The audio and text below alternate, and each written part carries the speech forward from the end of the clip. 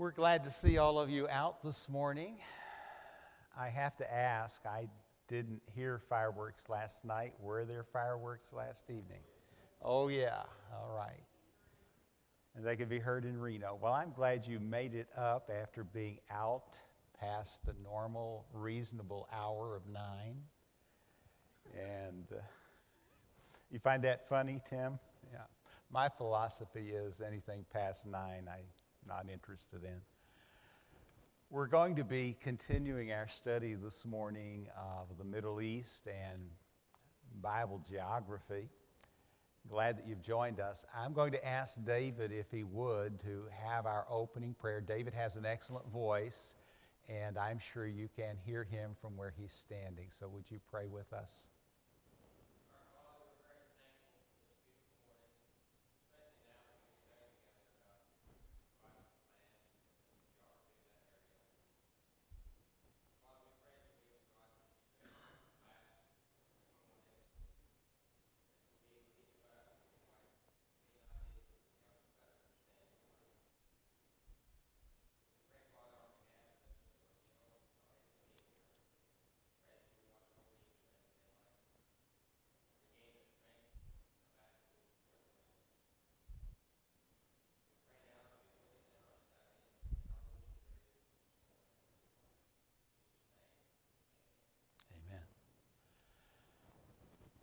It's interesting that this class is beginning on the 15th anniversary of 9/11. 15 years ago today, I suspect every one of you remember where you were and what you were doing if you are any reasonable age. Obviously, if you were just born 15 years ago, you probably don't have a lot of recollection, but I don't see many of you 15 years old in class this morning. In fact, most of you are a whole lot older than that. And it's still fresh in our memories. Events in the Middle East, the religion of Islam, the Ottoman Empire, its dissolution at the end of World War I, and a host of other things all come into play to explain why we are where we are today.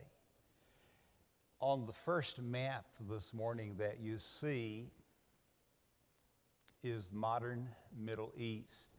And I'm going to try to use the pointer and turn my back to you just so you get the geography in your head.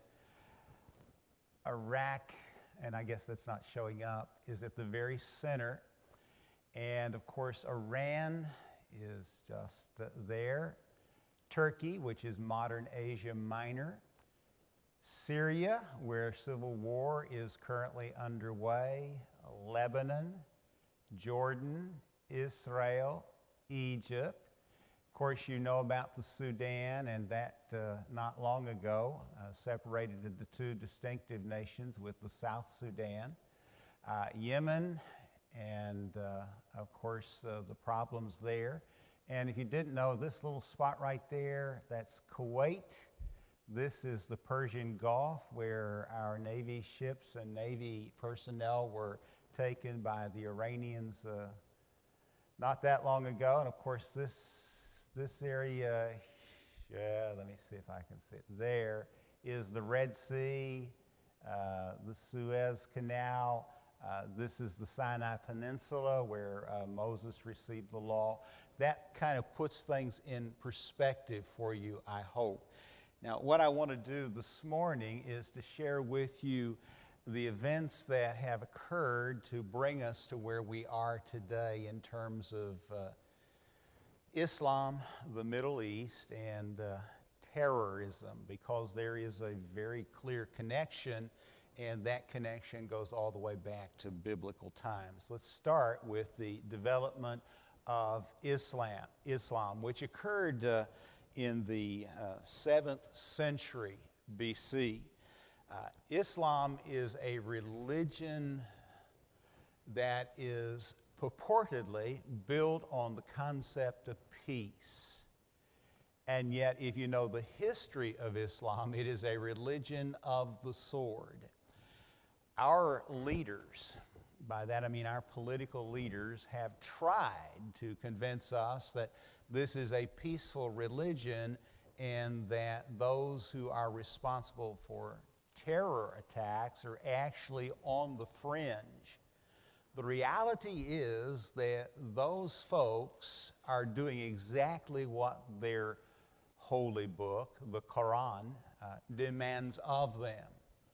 Muhammad, the founder of the religion of Islam, argued that people should either adopt his philosophy or die. It was just that simple. You either convert or you perish.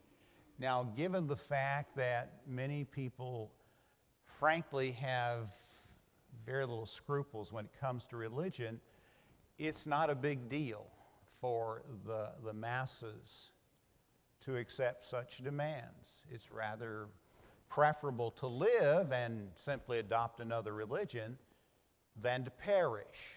And so Islam really spread and spread rapidly by means of the sword. It continues to have a predominant influence over the Middle East, as you well know. What you may not know is that approximately 40 to 60% of adherents to Islam are not even able to read and write. They've never studied their holy book. They're wholly dependent on their holy men to give them insight into their religion and to dictate what they are to do or not to do. And the interpretations of their holy book, like interpretations of the Bible, can differ greatly from place to place, region to region, and from Ayman or Ayatollah to Ayman or Ayatollah.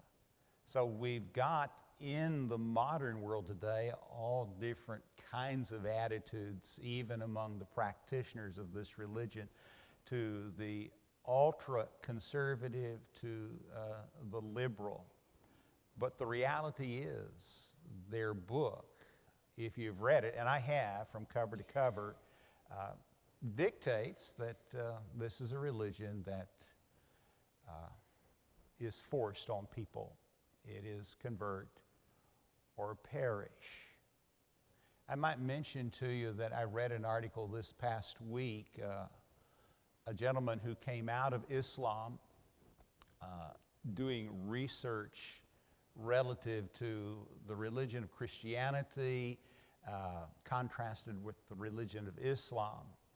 And one of the interesting things that came out of that particular article, and if you get online, it's not easy, it's not hard to find it. It's entitled, where did I write it down? What would Jesus say about distortions to his teaching is one excellent article that just recently came out. Another deals with the Saudi Arabia-Iran conflict and the fact that some scholars in Islam even admit today that the Quran, about one out of every 5 sentences, is incoherent. And I thought that interesting, given the fact that having read the book, I would say it's probably a larger percentage than that. But at any rate, the development of Islam followed by a split that occurred, and we're going to talk about all of this very shortly. This is just to give you an idea of where we're going in terms of the study. The two leading sects in Islam today are the Sunnis and the Shias, and they are at each other's throats all the time. If you want to understand what's going on in this region in relationship to Iran and Saudi Arabia, Iran and Iraq, Iran and Syria, think Sunni, Shia problems. The third thing is the centuries of disagreement that have occurred over the history of Islam. Muhammad died without a male successor. He had no sons. And the Sunni-Shia split is a split that developed over the question, who succeeds the prophet? And they're two different perspectives. And these folks have never really gotten along all that well. They did for a brief time, and since then, it's been rather cutthroat. You have the Saudi Arabia deal with the devil. That probably means nothing to you till I mention Wahhabism. And if you are watching the news and reading on this subject, you know that Wahhabism is an ultra-conservative view of Islam that began in the region of Saudi Arabia and has been supported by the kingdom financially. And what happened, and we'll talk just briefly about that in a moment too, is that the Saudi king made an agreement with the Ayman Wahhabi that if he would support the kingdom, that the kingdom would support his view, his radical view of Islam. And so Saudi Arabia, who is just, overflowing with oil, sells the oil to America and takes the money that we give for the oil and turns over a percentage of it to the practitioners of Wahhabism, who build madrasas all over the world, who teach this radical brand of Islam. So we have financed, through our purchase of oil, the principles of Islam that led to the events of 9/11 15 years ago. Because those who carried out that deed were ostensibly from Saudi Arabia, had been taught the Wahhabism that is so popular in that region of the world and has spread and led to the tragic events that occurred. It's a rather vicious cycle, in fact, when you think about it. So you have the development of Wahhabism, which Saudi Arabia underscores with its money. Then you have what I mentioned to you last week about the end of World War I and the agreements that the British and the French had made with the Russians to a smaller extent to simply divide up this region of the world, and to do so without any regard to the peoples who inhabited it. And so you mix all kinds of ethnic and religious groups together, and what does that lead to? Nothing but turmoil. And that's what you have right now in the Middle East.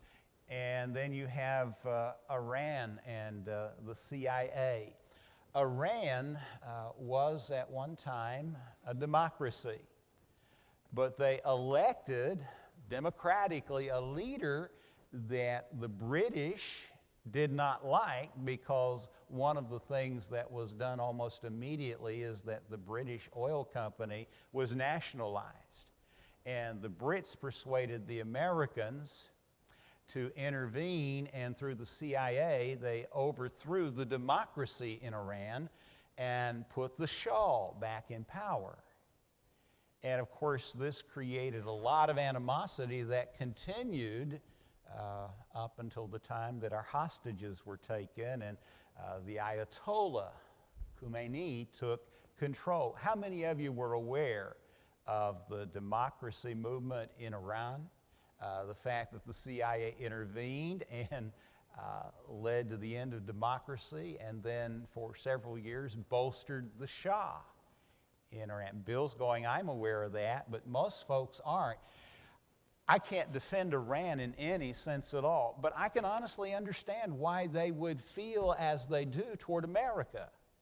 What would you think if someone tried to intervene, destroy our system of government, and set up another? And in particular, if it were a monarchy like the Shah? I don't think you'd be very kindly toward them, would you? Well, that's the background for their attitude today. Then you have Saudi Arabia's internal problems. They've got all kinds of problems as a nation because of the restrictions of Islam and the very ultra-conservative interpretation of the religion that prevails through the teachings of Wahhabi and Wahhabism that developed from those teachings. They have a very low view of women, for instance. In Saudi Arabia, a woman can't drive a car. Well, some women I know still can't, but they get a license anyway. Now that woke you up, didn't it? I know men that are even worse, so don't get on my case at the close of class. But women cannot appear in public with any man except their husband, their father, or a brother. They're very limited in what they're able to do. This is all part of this interpretation of Islam. And in addition, Saudi Arabia and Wahhabism is of the Sunni persuasion, and Iran is of the Shia persuasion, and these folks are really at loggerheads. They just don't get along. You have then the revolution that occurred. You remember the hostages were taken. The Ayatollah came to essentially be the power in Iran, and it's been downhill ever since. Prior to this revolution, though, the Shah of Iran maintained very close ties with America. In fact, we supplied his military arsenal, his planes, his guns, all of that for his army. And there was a close relationship through the Shah, which ended with this revolution. Then there was the Iraqi War. You remember that Saddam Hussein invaded Kuwait, and then Bush #1 led a coalition to drive them out. Did not go all the way to Baghdad, but liberated Kuwait, and that war ended. And then, because of weapons of mass destruction, another Iraqi war under Bush II occurred. And there's a big debate now on whether or not those weapons of mass destruction ever existed, if they're still hidden somewhere in Iraq or even in Syria. Frankly, nobody knows. What we do know is at the time, all of the intelligence indicated that Saddam had those weapons and was prepared to use them, and you know the rest of the story from there. There have been the struggles, the power games ever since. And you look at these things and you get an idea of why we are where we are today with the civil war in Syria and all of the things that have poured out. Now, that's what I want to deal with this morning. This is just the outline. Now, I've got this long sheet of paper, which I don't intend to read every word to you, but I want to go back through and just highlight these things one more time as we look at the study this morning, trying to get a feel for why we are where we are today and this region of the world, which is the biblical world of both the Old and the New Testament. Let's start with the advent of Islam. What I can tell you about Muhammad is that he was a man who had to deal with epileptic seizures. This is historically documented. It's generally thought that he did not know how to read or write. He lost his father when he was about 2 months old, his mother when he was, 7 or 8, was raised by other family members, met a rather wealthy woman, his senior, whom he ultimately married, claimed at some point around the age of 25 or so that he had received a call to the prophetic office, and out of that background, the religion of Islam developed. The Quran, which is their holy book, was not written down for some time after Muhammad, a fact that almost nobody is either aware of or cares about, but the religion and its teaching was simply carried on or shared verbally from memory, which may explain why the book is so confusing today. And there are many different versions of the Quran. You may think there's just one book and everybody embraces it. In fact, that's not the case at all. And as I said, and we've done in the past studies that illustrate the contrast between Muhammad and Christ, and it's rather stark.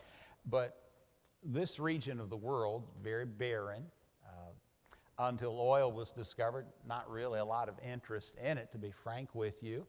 And so these folks, they were Bedouins. They just lived in the desert, and Muhammad came along and he kind of united all of these Bedouin tribes. And his teachings led to this warlike movement where they would take their religion ultimately into Europe. And they were finally defeated just outside of Venice, and then also they were defeated in Spain, and there was a setback. And now they're wanting to recapture the influence and the geography that they knew early on with their successes. And those who are in leadership capacity, especially in Wahhabism, are looking for a new caliphate where Islam is the dominant religion and people either embrace it or not. They consider, as you know, America the great Satan. That's true of essentially all conservative sects of Islam. We're the enemy because, in my judgment, they think that American society, that we're all like the Seinfeld episodes we saw on TV for several years. People get their attitude of America by American television, and I have to tell you, if that's really what we are, I can understand how very conservative people would find American culture so offensive. What they don't understand is that American television doesn't really capture the people in flyover country. It may be characteristic of the left coast. It may be characteristic of New York and Boston and Philadelphia, but it's really not characteristic of most of America. We are, by and large, conservative people with strong moral values. They're just being put to the back burner, and immorality and a loose interpretation of the Constitution, the acceptance of all kinds of things that even 50 years ago would have been unimaginable have occurred. And I don't believe that America as a whole has changed all that much, but I believe the people in leadership, in government, and in education, and in the media have all, to the most part, gone far left. And they're dominating society and culture, and people are drawing a false conclusion. But Islam and the Prophet Muhammad have had a tremendous impact, very negative impact on America of late. Some of the reasons we've already highlighted. Now, secondly, there's this Sunni-Shia split that I want to very quickly tell you about. Muhammad died without an heir. And that meant when he died, who takes over, who leads this religion? And there were two views. One was that his father-in-law, Abu Bakr, should be the next head and the first caliph, or caliph, if you please. I'll try not to look down at that microphone. I'll hold it out here because I hear that pop. In addition, there were others who thought that his cousin should be the new leader of the religion and the first imam. From this minor disagreement over who succeeds Muhammad, the Sunni-Shia split developed. They got along early on fairly well. The first three successors were Sunni. And then they selected a Shia successor. But one was enough. And following this fourth successor to Muhammad, who was Shia, they set two different courses, with one element going one direction and another going the other direction. Now, we've probably been more familiar of late with the Shia than the Sunnis. Sunnis are Saudi Arabia and her allies, the Shias, Iran, and those that they have influence over. Most of you who were here last week remember our emphasis on the Ottoman Empire, Turkey, and all of the Islamic world under that empire. That problem of the Sunni Shias is not new, and even in the Ottoman Empire, there were difficulties. In the 16th century, the Ottomans executed 40,000 Shia, and later in India, the Shiite Muslims in India faced similar kind of persecution. In fact, they even burned alive some of the Shia scholars in India over this disagreement between the Shia and the Sunni.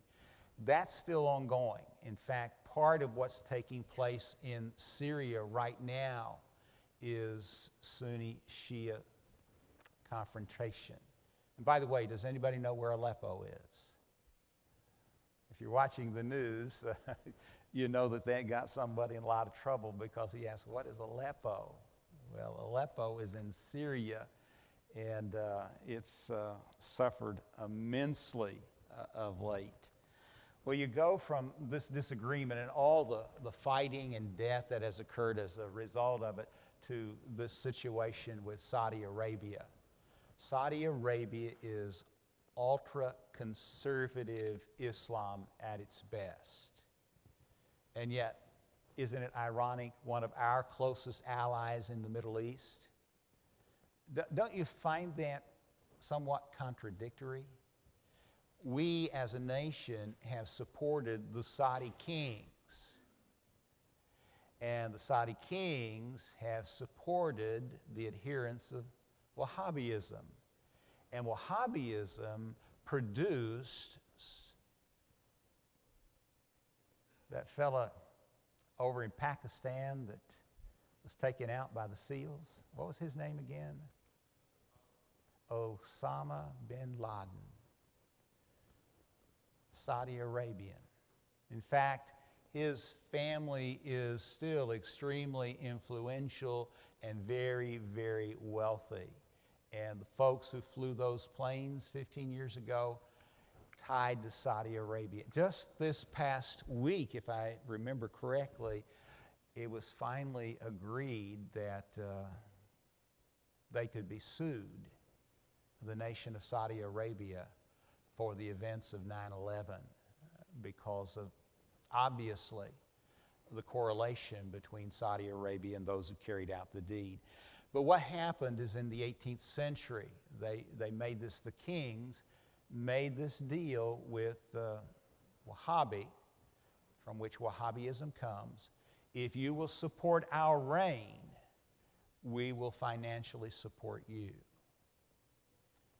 That's why we call it the deal with the devil, because this is in my judgment, the worst of the worst when it comes to the religion of Islam. And contrary to most people today who want to paint this rosy picture of what a great religion it is, I'm not one of those. I think our politicians need to be more honest when dealing with this situation and frankly say that radical Islam is the Islam of the Quran.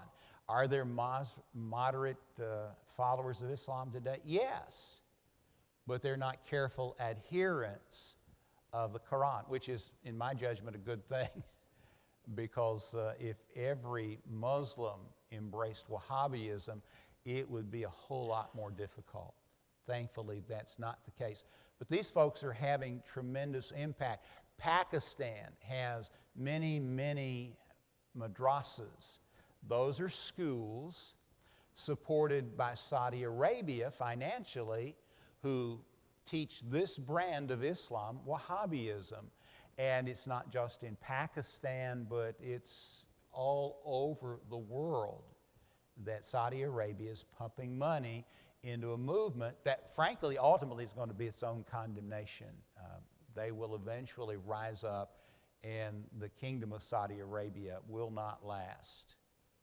and the kings will have been responsible for their own demise because they made this deal. And we as a people, and in fact people around the world, have suffered because of this relationship and what this teaching has fostered. Then we have the lines in a map that I talked to you about last week at the end of World War I. I want you to look specifically at Iraq, which is right there in the center. I think my battery may have gone dead. Or maybe, oh, there it is. Right there. Can you see that? Just go like this, and I can't tell anyway. This region has the Kurds, the Sunni, and the Shia all sandwiched in this space. And they've never gotten along. And they don't get along now. And the reason Iraq is still in such turmoil is they can't come together and face a common enemy because they're fighting each other all the time. It looked like a few years ago that things were going to settle down. We had a large force in Iraq. The war had been won, and there was relative peace. Then we withdrew, not laying blame for anybody. It's not a political statement, it's just a matter of fact. We withdrew, and when American forces pulled out, other forces move in. The Syrian civil war began. ISIL developed. They saw an opportunity to take land and begin their caliphate. And all of that can be directly tied, in my judgment, to the way this map is drawn and the fact that there was no effort to really put people of similar beliefs together. And when you get people who don't share things in common, that's a formula for disaster.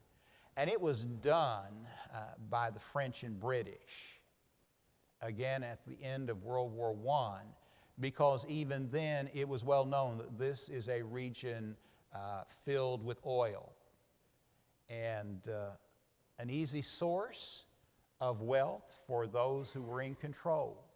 And that's essentially what happened. They were not interested in organizing people along ethnic and religious lines. They were interested in oil. And I don't know how to be any plainer than that.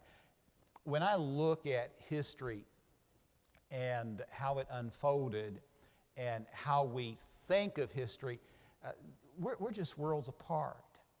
I remember as a youngster in school thinking America never did anything wrong. We were the one good guy in the mix. But the more I read not that long ago a book on our relationship with the Philippines. And it's a sorry story, folks. We do not come off looking good at all. And I'd like to tell you that that's the exception, but we all know how Americans, the true Americans, Native Americans, were treated. Land hungry, gold hungry. People were slaughtered. That's not the exception. We think World War I, World War II, we rose to the occasion, we delivered the Allies from certain defeat, in my judgment, from both those world wars, and those are grand stories, but there are a lot of other stories that are not told, and for good reason. And that's not just true of America, that's true of most nations, sadly. And the British and French, in this case, certainly do not come off looking very good. Iran got the CIA treatment. What do you mean? Well, in 1941, Iran had a pro-Hitler Shah. He was deposed by the Allied forces, you know, the British and the French and the Americans and others. And that led to the brief flirtation with democracy that I mentioned when we went through those 11 points. The article that I'm citing here had 10, but I wanted to include the development of Islam as the first. And as a result of this man being pro-Hitler, there was a brief flirtation with democracy, but they weren't happy with the Iranian democratic effort. They elected a fellow by the name of Mohammad Mossadegh. And I don't know if that's the correct pronunciation or not, but you don't either, so it doesn't matter. He was pro-democracy, anti-Islamist, but also Marxist. Now that's a real combination. Pro-democracy, anti-Islam, but a Marxist. And he nationalized the British Petroleum Company, Arabian Persian Oil. And the British were not happy. You know, when a country nationalizes an industry, the owners of that industry are just out. That's it. They've lost their investments, they've lost their money, they've lost their oil, they've lost everything. And big business, like big government, doesn't just sit back and do nothing. And so the British oil industry persuaded the British government to persuade the American government to interfere in the affairs of Iran, and the CIA got involved and they orchestrated a coup. Now, how many of you are aware of this? It's what I thought. It makes us, when we're aware of it, a little better able to understand how this animosity between Iran and America actually developed and what would lead them to take hostages and hold them for so long. You look at how they were treated, and I think you can understand. The new Shah was corrupt and dictatorial, but he did the bidding of his supporters, and that was the purpose of the coup. Then you have Saudi Arabia's internal problems. Don't you like the way these guys dress, by the way? If you lived in the desert, you would. I have a hunch that would be a lot more comfortable than what I had on yesterday down there watching the band. I was standing there for 45 minutes thinking, this is so stupid when I could be sitting at home in my air-conditioned chair. But I went nonetheless. By the 1970s, the Wahhabism that we talked about had gotten very extreme. It was anti-Shia, that's Iran, and pro-jihad, that's war. And it's being supported by the money of the kingdom that comes directly from the sale of oil, primarily to the West. Who financed the events of 9/11? And the sad reality is we did. We bought the oil from Saudi Arabia, who took the money and turned it over to the Wahhabi movement, which taught a very literal and strict interpretation of the Quran that says, convert or die. The West is the great Satan, and they acted. It's really sad when you think about it. The reality is, however, that the internal politics of Saudi Arabia are such that if you look at things as they unfold, at some point the kingdom of Saud is going to end, and the clerics will take over as the clerics took over in Iran, and you'll have an Ayatollah leading Iran and an Imam leading Saudi Arabia from the Wahhabi sect, which is going to be very, very bad. Then Iran got its revolution. You remember when they took all the hostages, January the 7th, 1978. This is the time when these things all just kind of converge into one big roaring river, so to speak, and the bottom fell out. The Ayatollah Khomeini took charge, and the clerics to this day continue to have sway over Iran, and the hardline Shia theocracy is at absolute opposite ends with the Saudi Arabia Wahhabism. And that clash has done something very interesting. It has made Saudi Arabia and Israel come together in ways that one might never expect, because Israel's greatest enemy is Iran, and Saudi Arabia's greatest enemy is Iran. And so behind the scenes, and sometimes quite openly, the Saudi Arabians and the Israelites have worked together against a common foe. But you've got this revolution that took place in 78, and we continue to reap the fruits of that. I know I've got 5 minutes here. Then you have the Iraq War. This is a picture that most of you probably have seen before, the entrance into Baghdad, I believe. When we talk about Iraq, we're talking about the area of the world where ancient Assyria, ancient Babylon, and for a time the Persian Empire ruled sway. Of course, Iranians are Persians, and Iran was primarily Persian, and Iraq Assyrian and Babylonian. But if you look at the history of the Old Testament, the leading powers are first Egypt, and then we go to Assyria, and from Assyria to Babylon, and from Babylon to Persia. From Persia we go to the Greeks, the Macedonians under Alexander, and then from Alexander to the Romans, where New Testament history unfolds. And we're going to look at that eventually. And I know this is a Bible study, and my whole purpose in the class is to take this region of the world, to identify it in its modern setting, and then look at the events that occurred in Scripture in that part of the world and bring it all together.